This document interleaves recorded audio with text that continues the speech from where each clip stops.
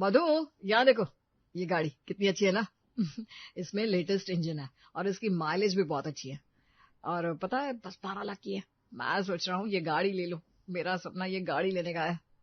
वैसे ये गाड़ी तो सच में बहुत अच्छी लग रही है और इसकी सीटें भी कितनी ज्यादा खुली है, पूरा परिवार आराम से बैठ सकता है। हमारे दोनों बच्चे पीछे बैठ जाएंगे, आप और मैं आगे, और माँ जी भी बच्चों के साथ बैठ जाएंगी। और सबसे पीछे वाली सीट पर वरुण और नंदिता भी बैठ सकते हैं, तब भी एक सीट बच जाएगी। फिर इतना क्या सोच रहे हैं? अगर आपको गाड़ी अच्छी लग रही है तो आप ये गाड़ी ले क्यों नहीं लेते? वैसे भी आप हर महीने अच्छी खासी सेविंग तो कर लेते हैं, ये गाड़ी आप आराम से उठा सकते हैं। अब अरुण ये बात सुनकर परेशान हो जाता है और मधु को बताता है। ये गाड़ी तो मैं आराम से उठा सकता हूँ मधु अपने पैसों से, लेकिन मुझे डाउन पेमेंट के लिए जो पैसे चाहिए वो नहीं है मेरे पास। उसके लिए हमें माँ और पिताजी का सहारा लेना होगा। बस इतनी सी बात। अगर हम माँ जी को एक कड़क चाय पिला दे और प्यार से पैर दबाते हुए उनसे बात करें, तब वो दुनिया की किसी भी चीज के लिए मना नहीं कर सकती। आप तो जानते हैं माँ का दिल कितना नाजुक है, जरा सा प्यार से बात करो तो तुरंत मान जाती है। ये बात तो है। तुम एक काम करो ना, आज रात खाना खाने के बाद उनसे बात करो, शायद वो मान जाए, और अगर वो मान जाएगी तो हम ये गाड़ी खरीद लेंगे। हाँ, क्यों नहीं पतिदेव, आपने बोला और काम हो गया। वैसे भी हमारे घर में गाड़ी आएगी तो हमें ही खुशी होगी ना। पुरानी गाड़ी तो ससुर जी के टाइम की है, अगले साल तो उसकी लिमिट भी पूरी हो जाएगी। अब घर में गाड़ी तो होनी चाहिए। दोनों पति पत्नी ये फैसला कर लेते हैं कि वो घर के बड़े बुजुर्ग यानी कि अपने पेरेंट्स को गाड़ी लेने के लिए मनाएंगे। थोड़ी देर बाद पूरा परिवार साथ में खाना खाता है। तभी मधु की ननद नंदिता कहती है, भाभी, ये पालक पनीर की सब्जी कमाल की बनाई है आपने, सच में इसका स्वाद लाजवाब है। हाँ भाभी, और ये फिरनी भी बहुत बढ़िया है, ड्राई फ्रूट्स कितने अच्छे से डाले आपने, मजा आ गया खाकर। सब लोग खाने की तारीफ करते हैं। मधु हमेशा खाने में 4-5 तरह के आइटम बनाया करती थी और पूरा परिवार खुशी से दावत की तरह उसे खाया करता। अब मधु रात में अपनी सास सुमन के कमरे में जाती है। उसके हाथ में गरम तेल की कटोरी थी और एक हाथ में चाय की प्याली थी। सुमन ने उसे देखा तो कहा, क्या बात है बहू, वैसे तो तुझे मेरे कमरे में आने का समय नहीं मिलता, रोज तो बर्तन मांझ कर अपने कमरे में जाकर सो जाती है, आज मेरे कमरे में कैसे आ गई, वो भी चाय और तेल की कटोरी लेकर। माँ जी, सर्दी आ रही है ना, तो सोच रही हूँ हफ्ते में 1-2 बार समय निकाल कर आपके पैरों के तेल से मालिश कर दिया करूँ। पैरों में भी ठंड नहीं लगेगी और जान भी बनी रहेगी। वैसे भी पापा जी को भी मालिश की जरूरत होगी। नहीं नहीं बहू, ऐसी कोई बात नहीं है, तुम अपनी सास की सेवा कर दो, वही बहुत है। अच्छा, मैं जरा बाहर टहल कर आता हूँ। इतना बोलकर विनोद वहां से चला जाता है। वहीं सुमन अपनी बहू मधु से कहती है, बहू, मैंने ये बाल धूप में सफेद नहीं किए और ना ही 3 बच्चे मशीन से डाउनलोड किए हैं। ये तीनों बच्चे मैंने खुद पाल पोस कर बड़े किए हैं। मैं जानती हूँ तू यहाँ किसी काम से आई है, चल अब साफ साफ बता दे क्या काम है। तभी कमरे में अरुण भी आ जाता है और अरुण अपनी माँ को सब कुछ बताता है। माँ देखो ना, अगर गाड़ी आ जाएगी तो हम सबका फायदा होगा, आपकी भी तबीयत खराब हो सकती है, बच्चों को भी स्कूल से लेकर आने जाने का काम होता है, नंदिता की शादी तय करेंगे तो भी तो घर में गाड़ी चाहिए ना। हाँ हाँ ठीक है, मुझे इतना समझाने की जरूरत नहीं है, बल्कि मैं तो खुद यही सोच रही थी कि तेरे पिताजी वाली गाड़ी तो अगले साल एक्सपायर हो जाएगी, तो क्यों ना हम नई गाड़ी ही खरीद लें। तुम लोगों ने मेरे मुंह की बात छीन ली, लेकिन ये बात अपने पिताजी को मत बताना, क्योंकि बेकार में गुस्सा हो जाएंगे। एक काम करते हैं, अभी कुछ दिन वो अपने भाई के घर जा रहे हैं ना, और इन्हीं दिनों में हम ये गाड़ी खरीद लेंगे, और जब वो वापस आएंगे तब की तब देखी जाएगी। सुमन नई गाड़ी लेने के लिए राजी हो जाती है, जिसके बाद वो अपनी फिक्स डिपॉजिट तुड़वाकर 5 लाख अरुण को देती है। अरुण भी गाड़ी लेने के लिए जाता है और अगले दिन विनोद अपने भाई के घर कुछ दिनों के लिए रहने चला जाता है। वहीं घर में अरुण अब गाड़ी लेकर आता है। वो अपनी सारी सेविंग खत्म कर देता है। उस गाड़ी को देखकर अब मोहल्ले वाले भी गाड़ी की तारीफ कर रहे थे। वाह, पूरे मोहल्ले में इतनी महंगी गाड़ी किसी के पास नहीं है जितनी महंगी गाड़ी ये अरुण लेकर आया है। अरुण, गाड़ी की पंडित जी से अच्छे से पूजा करवा लेना, सब लोगों की नजर है तुम्हारी गाड़ी पर। अरुण भी अब घमंड में आ जाता है। उसे खुशी थी कि पूरे मोहल्ले में सबसे महंगी गाड़ी अब उसके पास थी। ऐसे ही कुछ दिन गुजरते हैं, लेकिन अब उन लोगों का हाथ तंग होने लगा। चिंकी और मिंकी की स्कूल की फीस भी देनी थी, लेकिन उन्होंने अभी गाड़ी खरीदी थी, जिस कारण वो दोनों बच्चों की फीस भी नहीं भर पाए। ऐसे ही एक दिन दोनों बच्चे जब स्कूल से घर आते हैं तो अपनी दादी और माँ से कहते हैं, माँ, टीचर ने बोला 1 हफ्ते के अंदर स्कूल की फीस जमा करवानी है। हाँ, प्रिंसिपल मैम ने हमें खुद अपने पास बुलाया था और बोला कि हम स्कूल की फीस जमा करवा दे, वरना आप लोगों को कॉल कर देंगी। हे भगवान, गाड़ी के शौक में तुम लोगों की फीस के बारे में तो भूल ही गई थी। माँ जी, आपके पास थोड़े पैसे पड़े हैं क्या? कहाँ बहू, वो गाड़ी लेनी थी तो पूरी गली में मैंने लड्डू बंटवा दिए, अब तो मेरे पास बिल्कुल भी पैसा नहीं है। ये सुनकर सुमन उदास हो जाती है, लेकिन फिर उसने सोचा कि जब अरुण घर आ जाएगा तो उससे इस बारे में बात करेगी। लेकिन अरुण के पास भी पैसे नहीं थे। शाम के समय जब चिंकी और मिंकी अगले दिन ट्यूशन जाते हैं तो ट्यूशन टीचर भी उनसे कहती है, बेटा तुम जो बोल रहे हो वो मैं समझती हूँ, लेकिन पूरे मोहल्ले को पता है कि तुम्हारे पापा ने कितनी महंगी गाड़ी ली है, लेकिन तुम लोगों के पास ट्यूशन फी भरने के पैसे नहीं है। ये तो गलत बात है। अगर मेरी ट्यूशन की फीस नहीं भर सकते तो कल से मेरे ट्यूशन में आना मत। चिंकी और मिंकी ये सुनकर उदास हो जाते हैं और घर आ जाते हैं।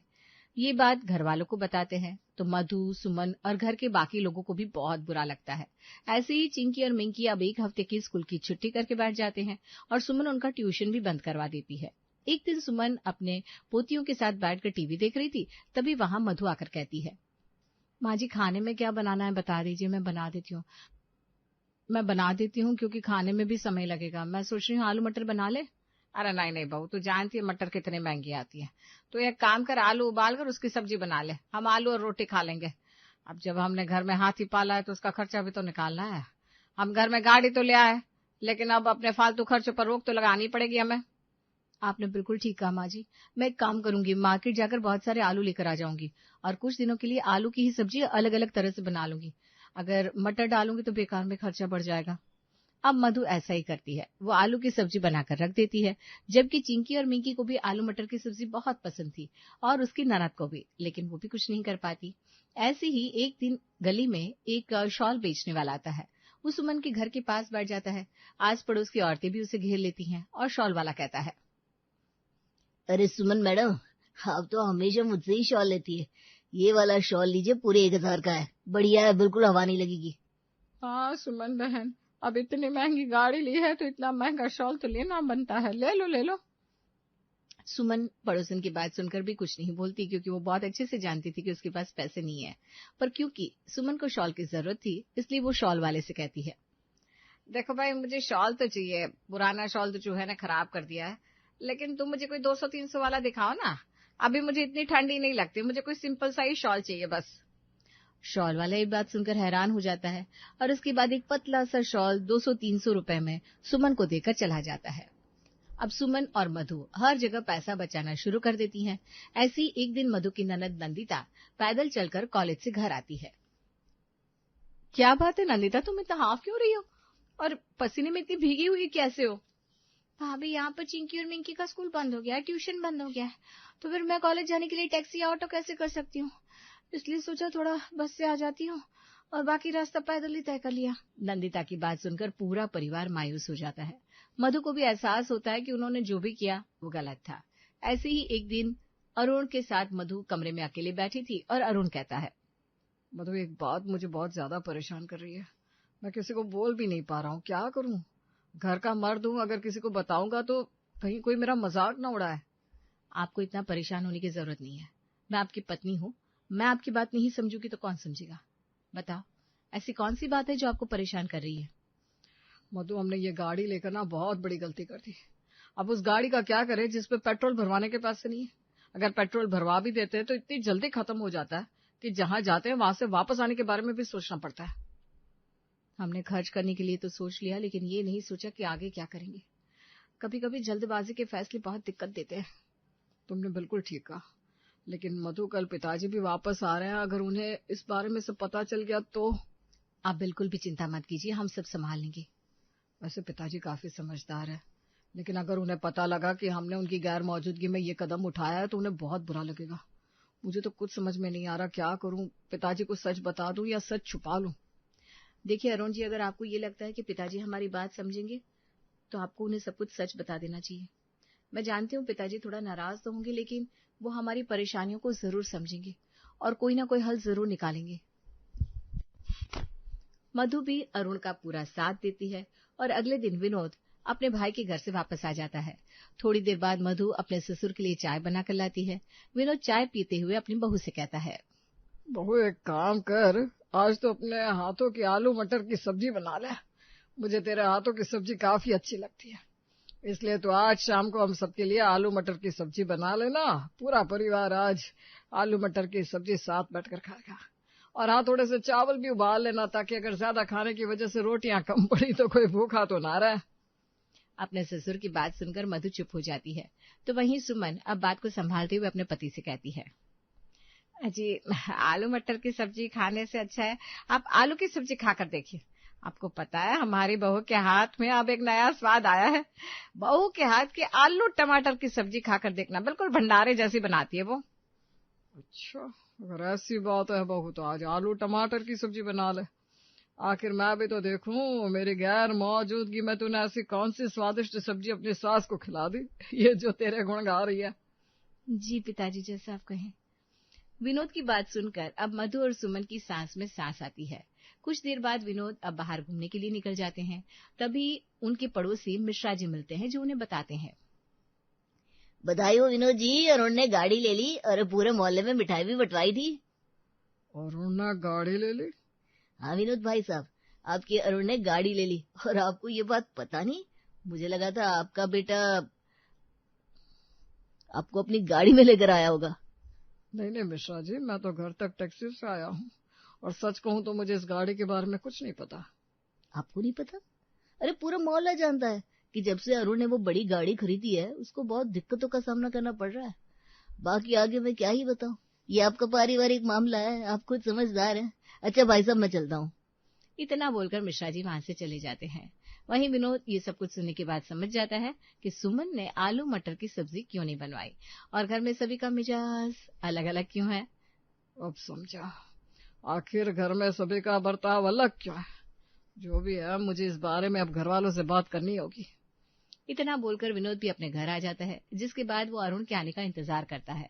शाम को जब अरुण घर वापस आता है तो विनोद पूरे परिवार को इकट्ठा करके कहता है, मधु बहू, तुम आलू मटर की सब्जी ही बनाना। मुझे आलू मटर की सब्जी अच्छी लगती है, इसलिए आज तो मैं वही खाऊंगा। दरअसल पिताजी बात यह है कि बस बहुत हो गया, अब मैं यह सच और नहीं छुपा सकती। सुनिए जी, हम सभी लोगों ने आपसे एक बहुत बड़ा सच छुपाया है। ये बोलकर सुमन अब सब कुछ विनोद को बता देती है, जिसके बाद विनोद ने अरुण की तरफ देखा और उसके कंधे पर हाथ रखकर उसे समझाते हुए कहा, मैं जानता हूँ अरुण कि तुम इस परिवार का भला चाहते हो, और हर परिवार का मर्द अपने परिवार के लिए बेहतरीन से बेहतरीन करने की सोचता है, लेकिन हमें घर के खर्चों को भी देख कर चलना चाहिए। तुमने वो कहावत तो सुनी होगी, जितनी चादर उतना ही पैर फैलाना चाहिए, पर शायद तुमने अपनी चादर से ज्यादा ही पैर फैला दिए, इसलिए तुम्हारी चादर फटने पर आ गई है। तो अब मैं क्या करूं पिताजी, मुझसे बहुत बड़ी गलती हो गई है। अब तो मैं गाड़ी ले चुका हूं। हमने कभी सोचा नहीं था कि गाड़ी लेने के बाद हमें इतनी ज्यादा दिक्कतों का सामना करना पड़ेगा। सच कहूं तो हमने वो गाड़ी खरीद तो ली, लेकिन अब वो गाड़ी घर में यूं ही पड़ी है, क्योंकि उसमें पेट्रोल भरवाने का पैसा ही नहीं जुट पाता। पहले हमारे घर के हालात कितने सही थे, लेकिन सिर्फ इस गाड़ी के चलते हमें इतनी दिक्कतों का सामना झेलना पड़ रहा है कि ट्यूशन टीचर ने बच्चों को ट्यूशन आने से मना कर दिया, क्योंकि मैं फीस नहीं भर पा रहा हूँ। उनकी हर चीज सोच समझ कर चलनी पड़ रही है। सोचता हूँ जितने का पेट्रोल भरवाऊंगा उतने में महीने भर का राशन आ जाएगा। मुझे कुछ समझ में नहीं आ रहा पिताजी, क्या करूं मैं। वही तो तुम्हें समझा रहा हूँ अरुण। अभी वरुण छोटा है, जब वो तुम्हारे कंधे से कंधा मिलाकर नौकरी करने लगे तब तुम कभी महंगी गाड़ी लेने के बारे में सोच सकते हो, लेकिन अभी तो तुम्हें अकेले ही इस घर को संभालना है, तो तुम्हें अपने खर्चों पर थोड़ा सा कंट्रोल करना चाहिए। घर के बड़े खर्च और बेफालतू के खर्च खत्म कर देने चाहिए। पहले हमारी लाइफस्टाइल कितनी अच्छी थी, लेकिन अब देखो, अब हमें एक आलू मटर की सब्जी खाने के लिए भी सोचना पड़ रहा है। इसलिए इसमें इतना सोचने की बात नहीं है। एक काम करो, गाड़ी को बेच दो, इससे तुम्हारे पैसे वापस आ जाएंगे और तुम अपने परिवार का खर्चा भी अच्छे से चला पाओगे। मैं जानता हूँ मेरी गाड़ी की एक्सपायरी डेट हो गई है, इसलिए तुम गाड़ी ले सकते हो, लेकिन छोटी वाली जो तुम अफोर्ड कर सको। ये सुनकर पहले तो पूरा परिवार चौंक जाता है। उसके बाद में सुमन तसल्ली से सोचती है और कहती है, वैसे आप ठीक कह रहे हैं, ये बड़ा हाथी घर में कब तक पालेंगे। रखे रखे गाड़ी का इंजन भी खराब हो जाएगा, और मोहल्ले वाले ये भी तो देख रहे हैं ना कि गाड़ी हम चला तक नहीं पा रहे, वो हमें आकर 2 वक्त की रोटी नहीं देने वाले। कल को चिंकी मिंकी के भविष्य का भी सवाल है। बिल्कुल ठीक कह रही माँ जी, हमने तो इस बारे में सोचा ही नहीं। अगर गाड़ी बेचने से हमारे घर की आर्थिक स्थिति पहले जैसी ही हो सकती है और हम पहले की तरह एक अच्छी लाइफस्टाइल जी सकते हैं, तो इससे बड़ी बात क्या हो सकती है। यहाँ पर नंदिता, चिंकी, मिंकी, माँ जी, अरुण, वरुण सब स्ट्रगल कर रहे हैं। अब इस बड़ी गाड़ी की जगह एक छोटी सी गाड़ी लेंगे जिसे हम अफोर्ड कर सकें। सभी की बात बिल्कुल ठीक थी, जिसे सुनकर पहले तो अरुण थोड़ा उदास होता है, लेकिन कुछ देर सोचने के बाद कहता है, आप सब लोग ठीक कह रहे हैं। पापा आपका शुक्रिया, आपने मुझे हिम्मत दी। मैं इस गाड़ी को बेच देता हूँ, वरना ज्यादा परेशान हो जाऊंगा। भैया मैं भी वादा करता हूँ, जब मैं जॉब करने लगूंगा तो हम दोनों इससे भी महंगी और बड़ी गाड़ी खरीदेंगे, लेकिन अभी पापा के कहने पर हमें इस गाड़ी को बेच देना चाहिए। अब पूरा परिवार ये फैसला करता है कि वो बड़ी सी महंगी गाड़ी को बेच देंगे, क्योंकि वो उसे अफोर्ड नहीं कर पा रहे थे। अब उस गाड़ी को बेचने के बाद जो पैसे आते हैं, उससे उनके घर में सब कुछ संतुलित रूप से चलने लगता है। नंदिता वापस टैक्सी से कॉलेज जाने लगती है, चिंकी मिंकी फिर से ट्यूशन और स्कूल ज्वाइन कर लेते हैं। अब मधु और सुमन भी जो दिल में आता है वो खरीद कर शॉपिंग किया करती, और इस तरह पूरे परिवार की सारी प्रॉब्लम ठीक हो जाती है।